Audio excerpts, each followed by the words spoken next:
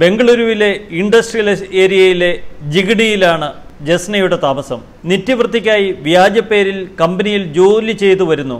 മാധ്യമ വാർത്തകളിലൂടെ സുപരിചിതയായതിനാൽ ആളെ തിരിച്ചറിയാതിരിക്കാൻ പല്ലിൽ ഇട്ടിരിക്കുന്ന കമ്പിയൊക്കെ ഇപ്പോൾ ഊരിമാറ്റി.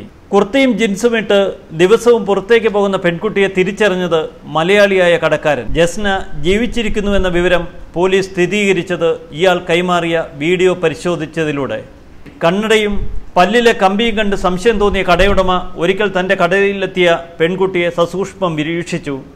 ഇതോടെ യുവതി കടയിൽ നിന്നും വേഗത്തിൽ ഓടിപ്പോയി. പിറ്റേന്ന് പെൺകുട്ടി കടയ്ക്ക് മുന്നിലൂടെ പോയപ്പോൾ ഈ ദൃശ്യങ്ങൾ അയാൾ മൊബൈലിൽ പകർത്തി. പത്തനംതിട്ടക്കാരനായ സുഹൃത്ത് മുഖേത പോലീസിന് ഈ ദൃശ്യങ്ങൾ കൈമാറുകയായിരുന്നു.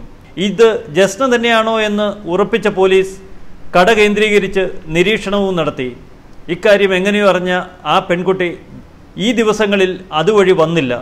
പോലീസ് മടങ്ങിയതിൻ്റെ പിറ്റേന്ന് വീണ്ടും എത്തി. അപ്പോഴാണ് പല്ലിലെ കമ്പിയില്ലെന്നും കണ്ണട ധരിച്ചിട്ടില്ലെന്നും മനസ്സിലായത്.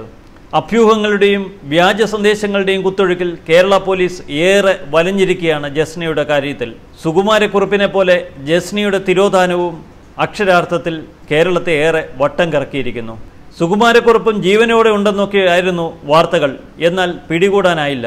ജസ്നയുടെ കാര്യത്തിലും ഈ അനുഭവം തന്നെയാണ് ഇപ്പോൾ പോലീസിന്. ബംഗളൂരുവിലെ ഈ കഥ ഏറെക്കുറെ പോലീസ് സ്ഥിരീകരിച്ചുവെങ്കിലും കൃത്യമായ അന്വേഷണത്തിലൂടെ മാത്രമേ വസ്തുതകൾ പുറത്തു വരികയുള്ളൂ. അതിനുശേഷം മാത്രമേ പോലീസിന്റെ ഭാഗത്തുനിന്ന് എന്തെങ്കിലും പ്രതികരണം ഔദ്യോഗികമായി ഉണ്ടാവുകയുള്ളൂ.